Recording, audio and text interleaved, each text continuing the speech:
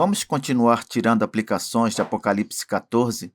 Hoje continuaremos a partir do versículo de número 8. Dê uma pausa no vídeo, faça sua oração e peça a iluminação do Espírito Santo para entender o que eu vou dizer aqui e volte para prosseguirmos com o estudo. Se você gosta de assistir aos vídeos do canal, por favor inscreva-se, comente, compartilhe e deixe o seu gostei. Muito bem, vamos lá. Apocalipse 14, versículo 8. Seguiu-se outro anjo, o segundo, dizendo: Caiu a grande Babilônia, que tem dado a beber a todas as nações do vinho da fúria da sua prostituição. A Babilônia aqui, nós já sabemos, ela representa o sistema mundano corrompido. Em outras palavras, representa este mundo dominado por Satanás, este mundo no sentido de sua oposição a Deus. Então, esta Babilônia, este mundo em que nós vivemos, tem a queda decretada. Por isso que o anjo aqui, um pouco antes da segunda vinda de Cristo, ele declara diante de todas as pessoas: caiu a grande Babilônia. E qual é o pecado da grande Babilônia? Ela tem dado a beber a todas as nações do vinho da fúria da sua prostituição. Em outras palavras, a sua contaminação pecaminosa foi compartilhada com todos aqueles que vivem nela sem compromisso com Deus. Quais aplicações podemos tirar daqui? Ora, não confie nos poderes deste mundo. Por quê? Porque eles são passageiros. Às vezes dá a impressão que este mundo mal nunca vai acabar. Isso não é verdade. Sua derrota tem dia marcado no calendário de Deus. Em segundo lugar, abandone todas as estruturas presentes aqui nesta vida que te afastam de Deus. Por exemplo, os vícios, os ídolos, os falsos mestres, as falsas doutrinas. Procure ficar longe dessas coisas. Quanto mais nos apegarmos a Deus, a sua palavra, à igreja, às coisas que sabemos são aprovadas por Deus, mais segurança poderemos ter de que, no final dessa história, não seremos condenados com o mundo. Versículo 9 diz: Seguiu-se a estes outro anjo, o terceiro, dizendo em grande voz: Se alguém adora a besta e a sua imagem, e recebe a sua marca na fronte ou sobre a mão, perceba que há aqui uma clara separação entre os fiéis e os que adoram o sistema anticristão. O problema é que o juízo, ele é inevitável para os ímpios, para aqueles que não creem em Jesus como Salvador. Por isso que esse anjo diz: se alguém adora a besta e a sua imagem e recebe a sua marca na fronte ou sobre a mão, e eu já disse que ter a marca na fronte é sinônimo de pensar igual ao anticristo, e ter a marca sobre a mão é agir conforme ele age. Em suma, pensar como inimigo e agir da forma que lhe agrada. Isso é ter a marca da besta. Diante de tal coisa, examine sua vida. Há alguma idolatria escondida? Não, professor, graças a Deus eu não me curvo diante de imagem nenhuma. Sim, mas lembre-se de que idolatria é muito mais do que se ajoelhar diante de um ídolo de madeira. Às vezes, idolatramos sistemas políticos, valores sociais do mundo. Às vezes, insistimos em estar presentes em determinadas rodas de escarnecedores. Tudo isso é uma espécie de idolatria. Por quê? Porque essas coisas têm tanta importância em nossa vida que estão à frente de Deus para nós, não é isso? Mesmo sabendo que determinada política, determinados valores sociais, certos grupos de pessoas são contrários aos ideais cristãos, quantas vezes insistimos em ter contato com esse tipo de coisa? Por que fazemos isso? Às vezes é porque na nossa linha de prioridades, tudo isso está à frente de Deus. Portanto, é idolatria também. Temos de temer ao Senhor, porque a ira de Deus é real, ela é verdadeira. Pregar apenas um Deus de amor não anula o fato de que há um Deus de justiça. Graças a Deus que em Cristo temos refúgio seguro. Note que este versículo 9, ele inicia uma advertência mais solene entre as outras deste capítulo. Por quê? Porque Deus sabe que a adoração à besta representa, resumindo, uma submissão ao sistema anticristão com o qual nos defrontamos todos os dias nesta vida. Representa a ideologia do mundo, essa ideologia que é oposta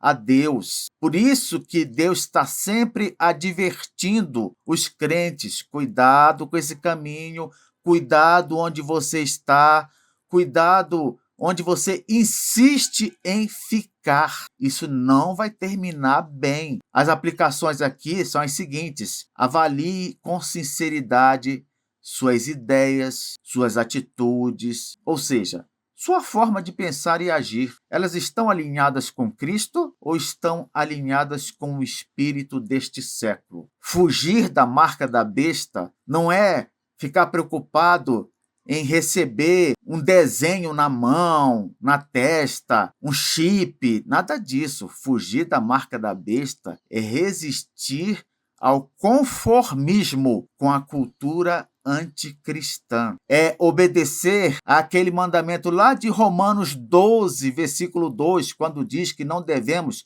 nos conformar com este mundo. Conformar é ter a mesma forma. Não vos conformeis com este mundo, mas transformai a si mesmos pela renovação da mente. Versículo 10. Também esse quem? O que tem a marca da besta, o que pensa igual ao inimigo, ou que age igual ao inimigo. Tem muito crente aí que faz um discurso de evangélico, às vezes até prega a palavra, mas tem pensado muitas vezes e agido igualmente de uma maneira que agrada mais ao diabo do que a Deus. Então, esse tipo de crente, ele também, junto com o não crente, beberá do vinho da cólera de Deus, um vinho preparado sem mistura, o vinho do cálice da ira de Deus, e será atormentado com fogo e enxofre diante dos santos anjos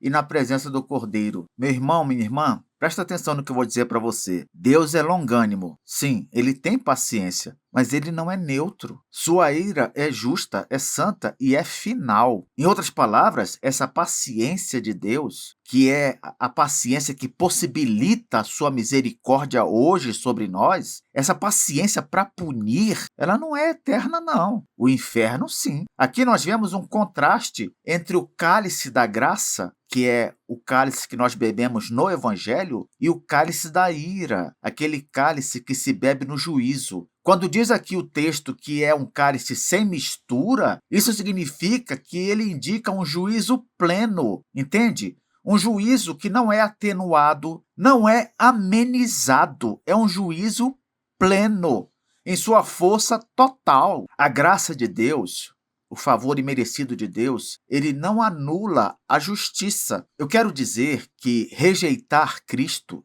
é escolher o cálice da ira. Não, professor, Deus me livre, jamais eu vou escolher a ira de Deus. A própria Bíblia diz que horrível coisa é cair nas mãos do Deus vivo. Pois é, mas quando você toma uma atitude, consequentemente, é a mesma coisa que tomar outra. Rejeitar Cristo é o mesmo que escolher a ira de Deus. Sabia disso? Rejeitar Cristo implica condenação. Por isso que quando nós pregarmos o Evangelho, temos de lembrar de pregar com compaixão, mas sem esconder a realidade do juízo eterno. Não adianta ficar pregando somente coisas agradáveis e esconder as consequências de se rejeitar nosso Senhor. Às vezes a pessoa acaba de ouvir a pregação do Evangelho pensando o seguinte: eu simplesmente não quis saber de Cristo, ponto. Não, a pessoa saiu dali rejeitando Cristo e escolhendo a condenação. É assim que funciona. Então,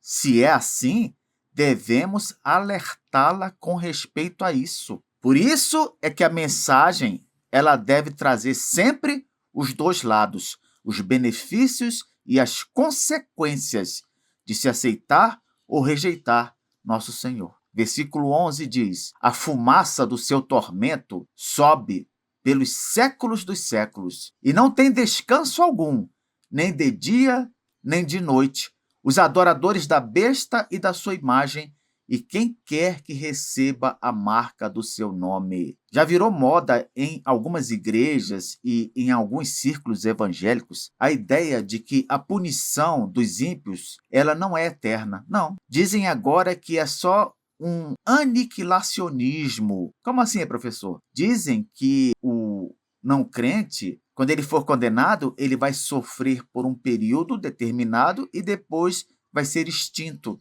vai ser apagado. Não é isto que esse versículo 11 diz. Ele fala: a fumaça do seu tormento sobe pelos séculos dos séculos e não tem descanso algum, nem de dia, nem de noite.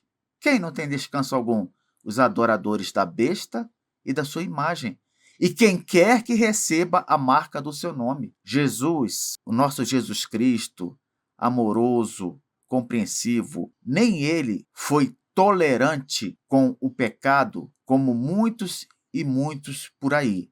Não. Lembre-se de que até para a mulher adúltera ele falou: vá e não peques mais. O mesmo Jesus que condenou aquelas pessoas que queriam jogar pedra na mulher, dizendo: se alguém não tem pecado, joga a primeira pedra. Esse Jesus é o mesmo que no final do discurso falou para a mulher: vá e não peques mais. Embora o crente jamais deixe de ser pecador, ele deve viver com essa intenção na sua vida.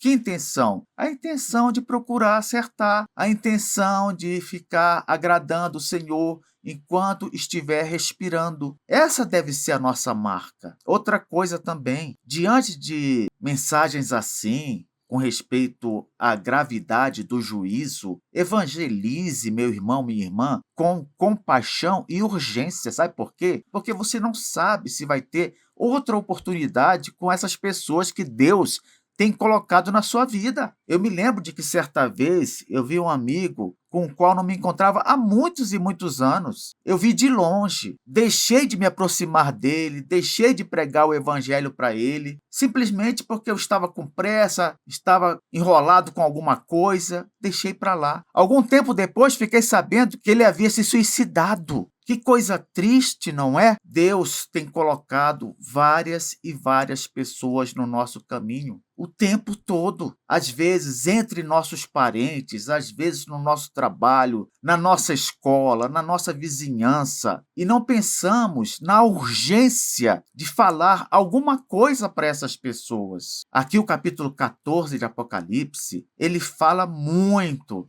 sobre a condenação, e não é à toa, não, é para nos despertar. Logo, não fique parado, levante-se de onde está e faça aquilo que deve fazer. Que Deus nos abençoe nesse propósito.